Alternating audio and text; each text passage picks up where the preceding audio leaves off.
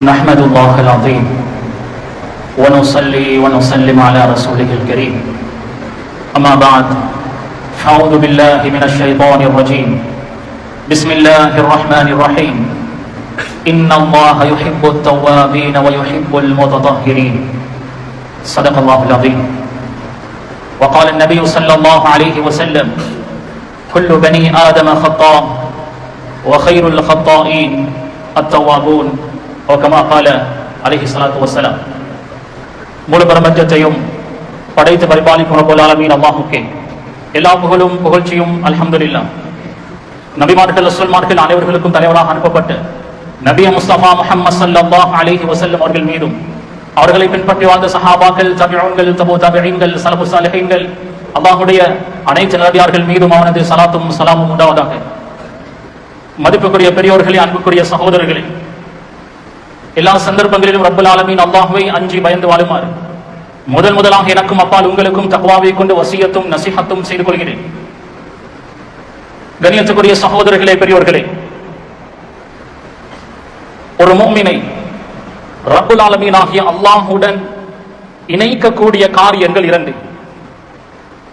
இந்த இரண்டு விடயங்களும் ஒரு முஃமினை அல்லாஹ்வோடு சம்பந்தப்படுத்திக் கொண்டே இருக்கும். முதலாவது பாவம், இரண்டாவது சோதனை. ஒரு மூமினால் ஒரு தவறு பாவம் நிகழ்ந்தால் மன வருத்தம் அடைவான். எந்த அளவுக்கு என்றால் ஷைத்தான் கவலைப்படுவான். இந்த அடியான் ஒரு பாவத்தை செய்து விட்டானே, ஒரு தவறு செய்து விட்டானே, அந்த தவறை பாவத்தை நினைத்து அவன் அழக்கூடிய அழுகையினால் அல்லாஹ் அவனை சுவர்க்கவாசியாக ஆக்கி விடுவானோ என்று ஷைத்தான் அஞ்சக்கூடிய நிலைமை வரும். ஒரு மூமின் பாவம் தவறுதலாக நிகழ்ந்தால் அதை நினைத்து அஞ்சுவான், பயப்படுவான். எனவே ஒரு பாவம் தவறு நிகழ்வதும் ஒரு மூமினுக்கு நலவாகத்தான் அமைகிறது. அல்லாஹ் தஆலா மூமின்களை பார்த்து சொல்கிறான், யா அய்யுஹல்லதீன ஆமனூ, ஈமான் கொண்டவர்களே, மூமின்களே, தூபு இலல்லாஹ், அல்லாஹ்வின் பக்கம் மீளுங்கள், தௌபா செய்யுங்கள். குர்ஆனில் எங்கெல்லாம் நாப, ஆப, தாப, முனீபு போன்ற வார்த்தைகள் வருகிறதோ, தன்னுடைய எல்லா பாவங்களை விட்டு அல்லாஹ்வின் பக்கம் மீளக்கூடியவர்களை அல்லாஹ் விரும்புகிறான். இன்னல்லாஹ யுஹிப்புத் தவ்வாபீன், யாரு திரும்ப திரும்ப திரும்ப அல்லாஹ்வின் பக்கம் தௌபா செய்து மீளுகிறார்களோ அவர்களை அல்லாஹ் விரும்புகிறான். வயுஹிப்புல் முத்ததஹிரீன், தன்னை பரிசுத்தப்படுத்தக்கூடியவர்களை அல்லாஹ் விரும்புகிறான். எனவே ஒரு மூமினை அல்லாஹ்வோடு இணைக்கக்கூடிய காரியங்கள் இரண்டு. முதலாவது பாவம் தவறு அவனினால் நிகழும், தௌபா செய்து அல்லாஹ்வின் பக்கம் மீள்வான். இரண்டாவது சோதனைகள், பலாய் முசீபத்துகள், கஷ்ட துன்பங்கள், பிரச்சனைகள் உண்டாகும். அந்த நேரம் ஒரு மூமின் அல்லாஹ்வுடன் எந்த தொடர்பில் இருக்கிறானோ அதை விட அதிகமாகவே இன்னும் அல்லாஹ்வின் பக்கம் நெருங்குவான். கணியத்துக்குரிய சகோதரர்களை, அல்லாஹ் யாரை சோதிப்பான்? நல்லவர்களை மட்டும்தான் சோதிப்பான். சிலர் நினைப்பார்கள், நான் 100% அல்லாஹ்வுடைய விடயத்தில் சரியாக இருக்கிறேன், ஏன் எனக்கு சோதனை, ஏன் எனக்கு கஷ்டம்? அல்லாஹ்வுக்கு மாறு செய்யக்கூடியவன், தொழாதவன், கடமைகளில் குறைபாடு செய்யக்கூடியவன் நல்ல இருக்கிறான், ஆனால் எனக்கு சோதனை. அல்லாஹ் யாரை சோதிப்பான்? நல்லவர்களை மட்டும்தான் சோதிப்பான். பாவிகளை அல்லாஹ் சோதிக்க மாட்டான். காரணம், நல்லவர்கள் நிரந்தரமாக இந்த பூமியில் வாழ மாட்டார்கள். அவர்களுடைய நிரந்தரமான சந்தோஷமான இடம் சொர்க்கம். பாவிகள், கெட்டவர்களும் இந்த துன்யாவில் நிரந்தரமாக வாழ மாட்டார்கள். ஆனால் அவர்களுடைய சொர்க்கம் இதுதான். உடம்பை விட்டு ரூஹ் பிரிந்தால் அதற்கு பின்னர் அவர்களுடைய நரக வாழ்வு ஆரம்பித்துவிடும். அஷத்துல் பலாஇ, பலாய் முசீபத்துகள், சோதனைகளால் அதிகம் சோதிக்கப்படக்கூடியவர்கள் யார் தெரியுமா? அல் அன்பியா சும்மல் அம்சல் ஃபல் அம்சல். ரசூலுல்லாஹி ஸல்லல்லாஹு அலைஹி வஸல்லம் அவர்கள் சொல்கிறார்கள், நபிமார்கள் தான் அதிகம் சோதிக்கப்படக்கூடியவர்கள். அதற்கு பின்னர் நபிமார்களை போன்று இருக்கக்கூடியவர்கள் என்று ரசூல் ஸல்லல்லாஹு அலைஹி வஸல்லம் அவர்கள் சொல்கிறார்கள். சாலிஹான மக்களை தான் அல்லாஹ் சோதிப்பான். அந்த சோதனையில் அந்த சாலிஹான மனிதன் வெற்றி அடைவான். அவனுடைய நெருக்கம் இன்னும் அதிகமாகும். அவனுடைய தொழுகைகள், துஆக்கள் இன்னும் அதிகமாகும்.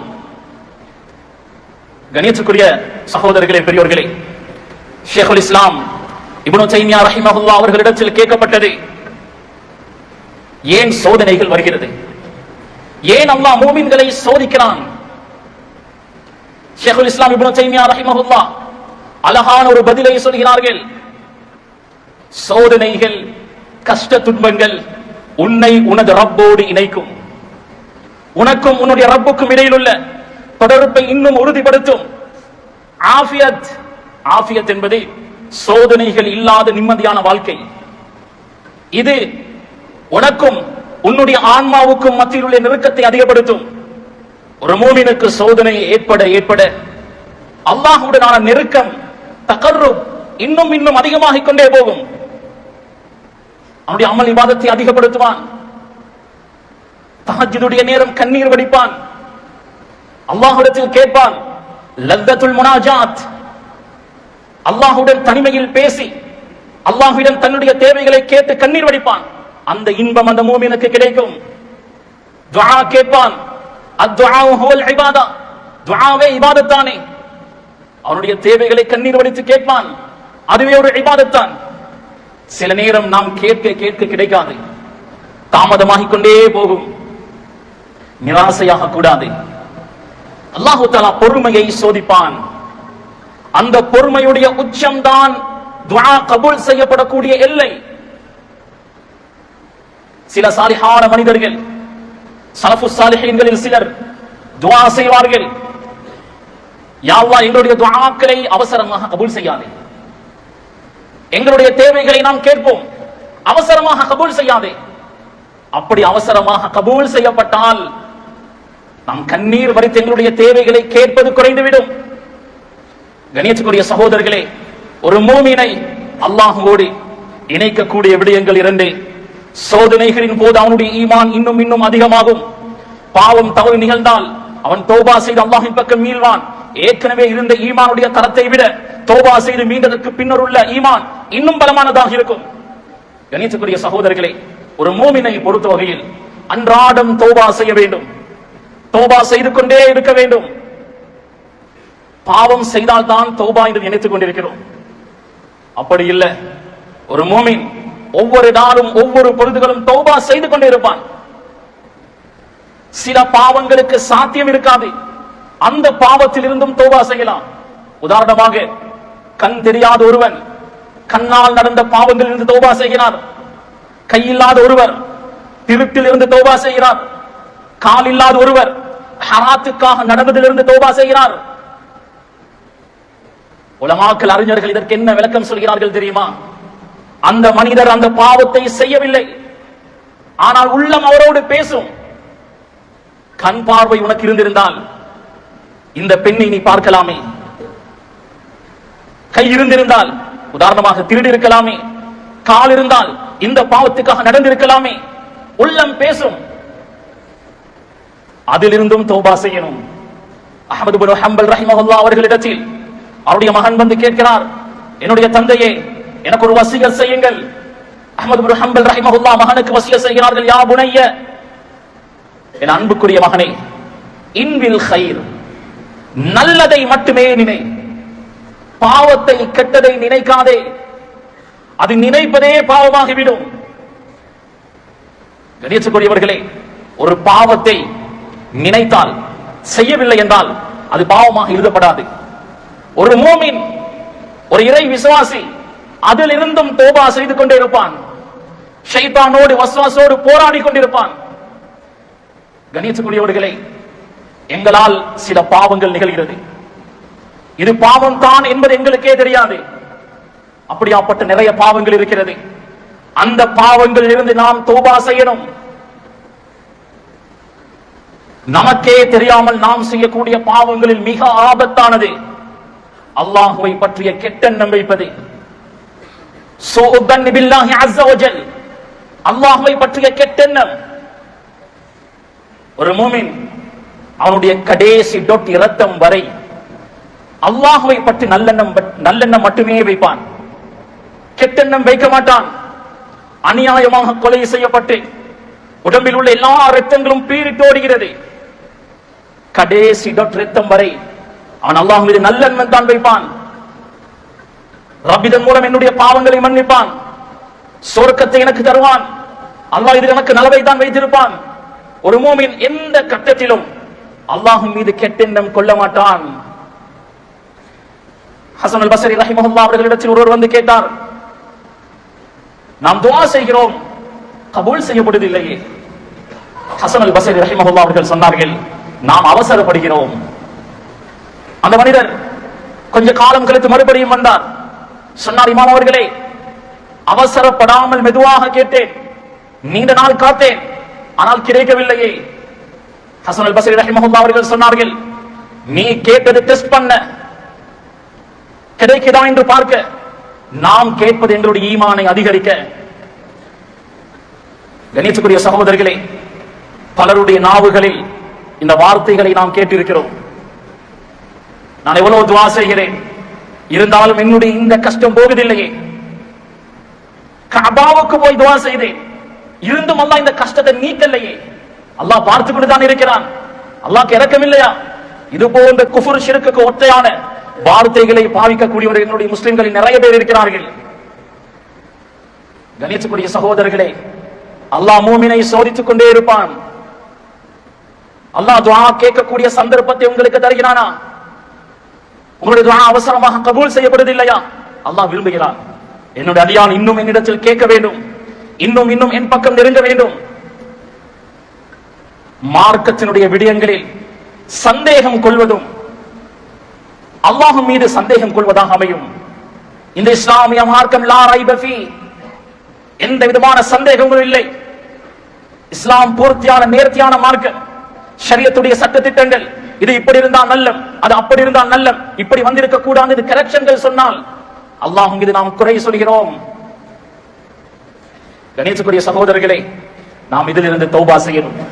எந்த கட்டமாக இருந்தாலும், எவ்வளவு சோதனைகளாக இருந்தாலும், கழுத்தை நெருக்கக்கூடிய பிரச்சனைகளாக இருந்தாலும், அல்லாஹ் மீது நல்லெண்ணம் மட்டும்தான் இருக்கணும். கணியத்துக்குரிய சகோதரர்களே, இமாம் சுஃபியானு ஸௌரி ரஹிமஹுல்லாஹ் அவர்கள் சொல்வார்கள், நான் பாவத்தை பயப்படவில்லை, மௌத்துடைய நேரம் இஸ்லாம் இல்லாமல் வஃபாத்தாகி விடுவேனோ என்று அஞ்சுகிறேன். என்னுடைய கடைசி நேரம் அல்லாஹ் மீது ஒரு கெட்டெண்ணத்தோடு நான் வஃபாத்தாகிவிட்டால் நான் காஃபிராக வஃபாத்தாகி விடுவேன் என்று இமாம் சுஃபியானு ஸௌரி ரஹிமஹுல்லாஹ் அவர்கள் பயந்தார்கள். நாம் அடிக்கடி கலிமா லா இலாஹ இல்லல்லாஹ் என்று சொல்கிறோம், தொழுகையிலும் சொல்கிறோம், ஷஹாதாவை மொழிகிறோம். முஸ்லிம்கள் பலர் குஃப்ர் ஷிர்க்குடைய வார்த்தைகளை பாவிக்கிறார்கள். துனியாவுடைய குறைபாடுகள் வந்தால் அல்லாஹ் மீது குறை சொல்வது,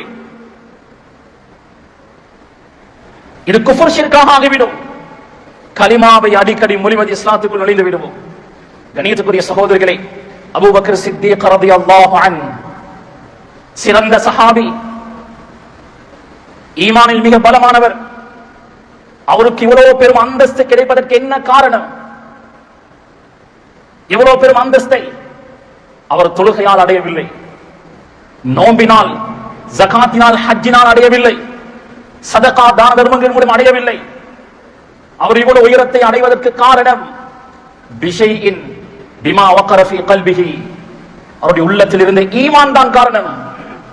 அந்த பலமான ஈமானினால் தான் ரசூல் ஸல்லல்லாஹு அலைஹி வஸல்லம் அவர்கள் மிஅராஜ் போனதாக சொன்ன நேரம் உடனே உண்மைப்படுத்தினார், ஹிஜ்ரத்தில் முந்திக் கொண்டார், முழு சொத்தையும் அல்லாஹ்வுக்காக வேண்டி கொடுத்தார். உள்ளத்தில் உள்ள ஈமான். கணியத்துக்குரிய சகோதரிகளே, எங்களுடைய ஈமான் அவ்வளவு பலமாக இருக்கணும். அல்லாஹ்வின் மீது கெட்டெண்ணம் வரக்கூடாது, அல்லாஹ்வின் மீது நல்லெண்ணம் மட்டுமே வைக்க வேண்டும். கணியத்துக்குரிய சகோதரர்களே, இதிலிருந்து நாம் பரிபூர்ணமாக தௌபா செய்வோம். அல்லாஹ்வின் மீது எவ்வளவோ சோதனைகள், பிரச்சனைகள், கஷ்டங்கள், துன்பங்கள் வந்தாலும் நான் துஆ செய்ய செய்ய கபூல் செய்யப்படுவதில்லை.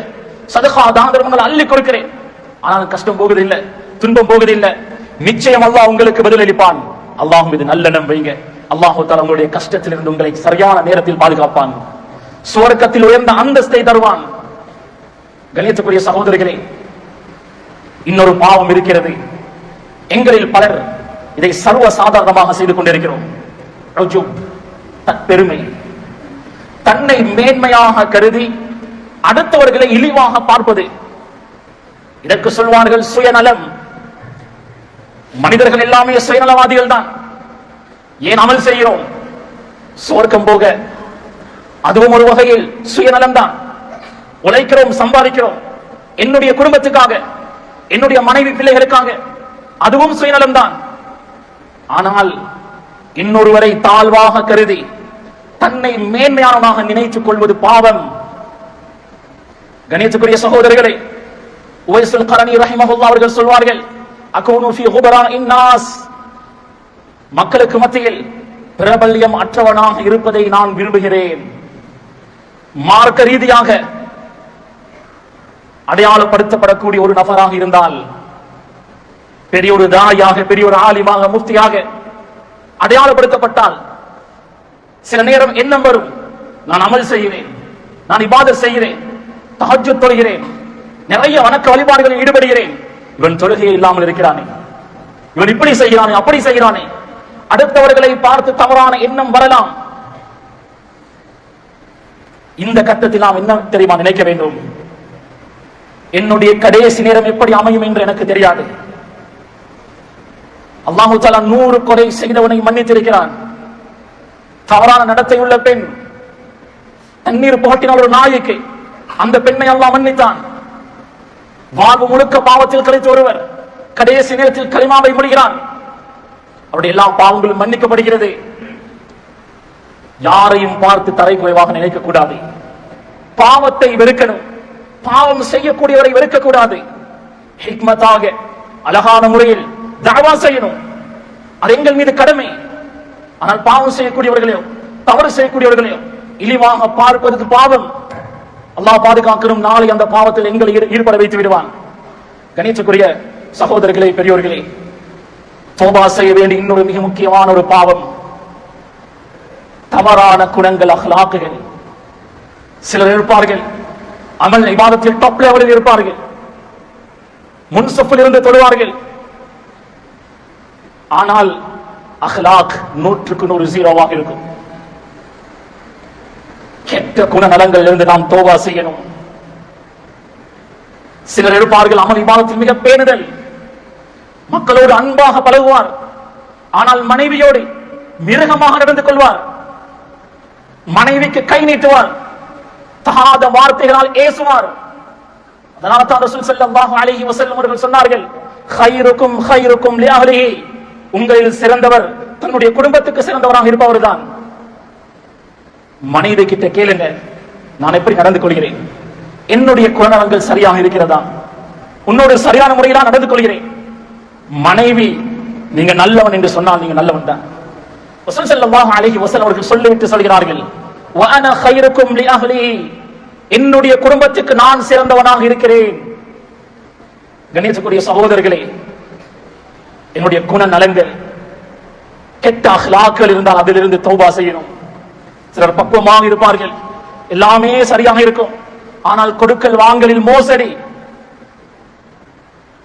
பொய், பித்தலாட்டம்.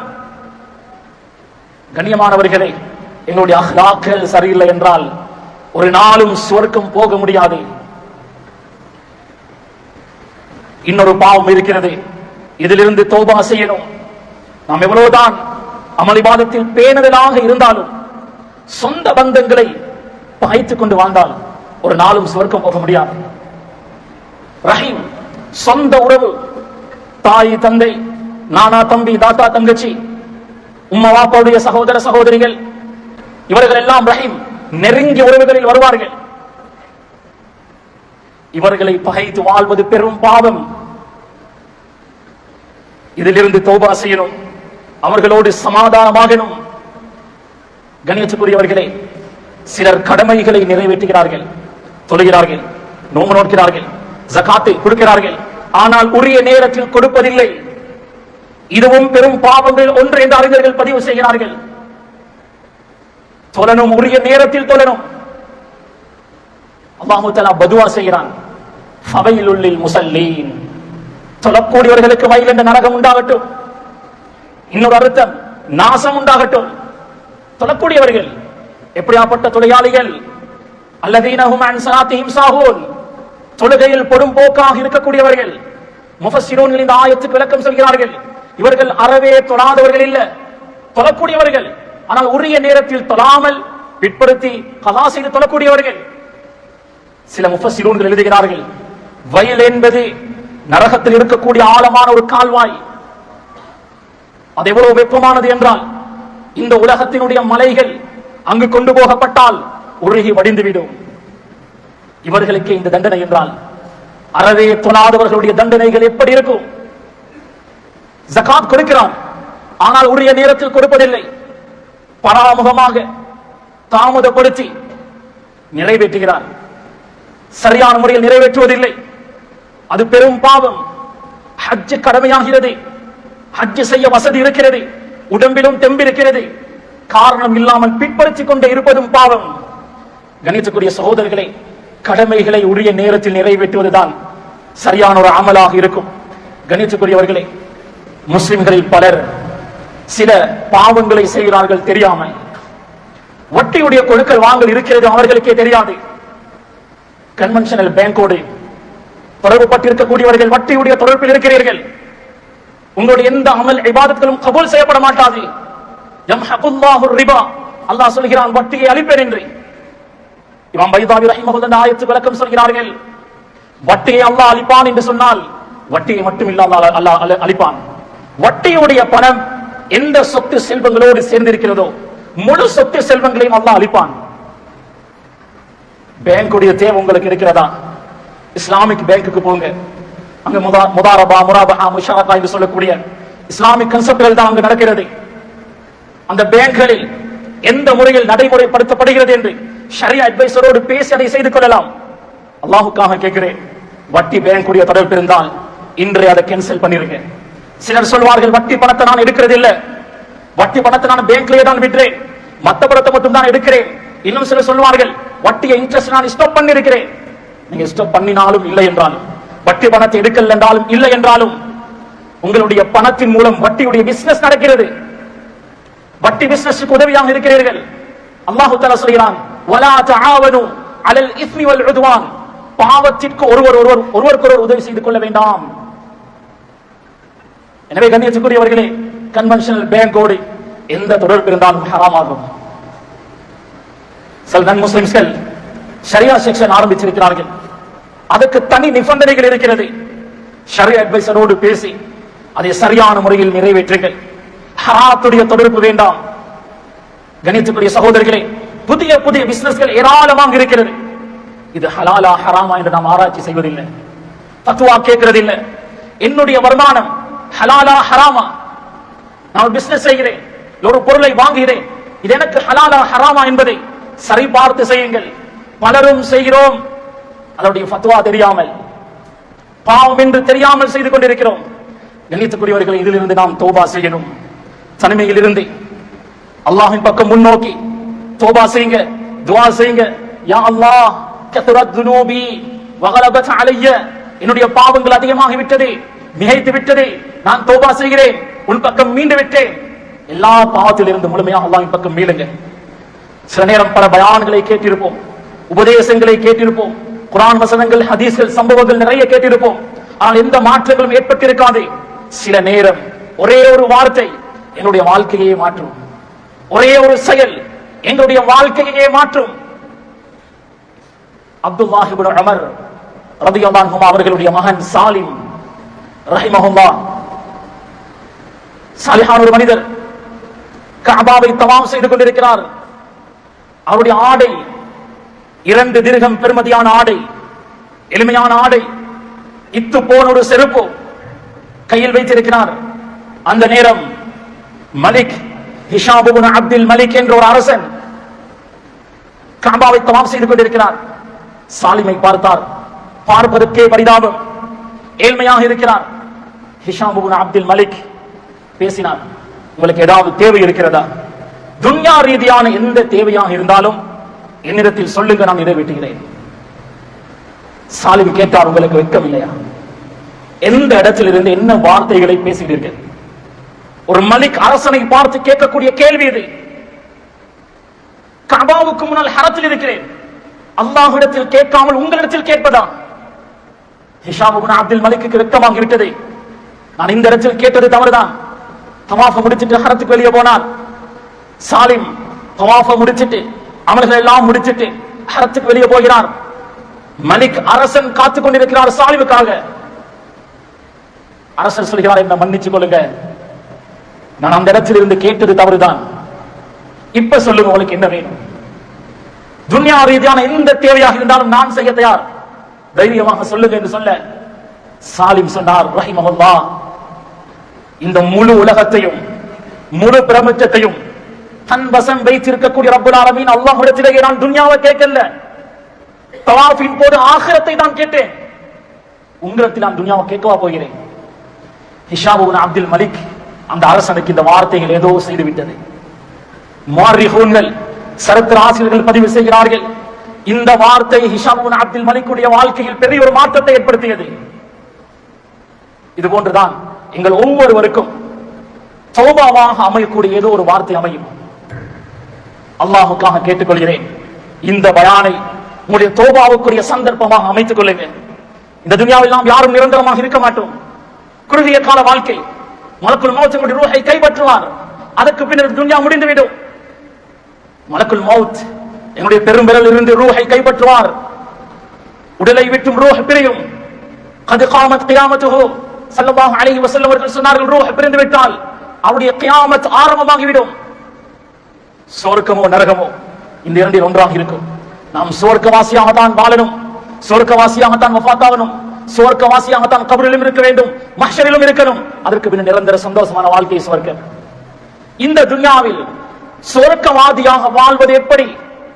100க்கு 100 அல்லாஹ்வுக்கு மாறு செய்யாமல் இறையச்சத்தோடு வாழக்கூடிய ஒவ்வொருவரும் சொர்க்கவாதி தான். கண்ணியத்துக்குரியவர்களே, எல்லாரும் நியத்து வைங்க, மௌத் வரைக்கும் தக்வாவோடு இறையச்சத்தோடு நான் வாழ்வேன். அமல் இபாதத்தில் எந்த குறைபாடுகளும் செய்ய மாட்டேன், எந்த பாவங்களும் செய்ய மாட்டேன். சொர்க்கவாதிக்கு என்னென்ன அமல்கள் தேவையோ எல்லா அமல்களையும் தேடி தேடி தேடி செய்க. என்னுடைய உயர்ந்த லட்சியமாக இருக்க வேண்டியது சொர்க்கம். எனக்கு தேவை சொர்க்கம், நரகம் போகக்கூடாது. என்னுடைய கபருடைய வாழ்க்கை சோழ வாழ்வாக இருக்கணும். எங்கள் ஒவ்வொரு லட்சியம் இதாகத்தான் இருக்கணும். எனவே எல்லா பாவங்களிலும் தௌபா செய்து அல்லாஹ்வின் பக்கம் பரிபூர்ணமாக மீள்வோம். ரப்பல் ஆலமீன் உண்மையான தௌபாவுடைய பாக்கியத்தை நம் அனைவர்களுக்கும் நசீபாக்குவானாக. ஆமீன். வாஹிர் தஅவானா அல்ஹம்துலில்லாஹி ரப்பில் ஆலமீன்.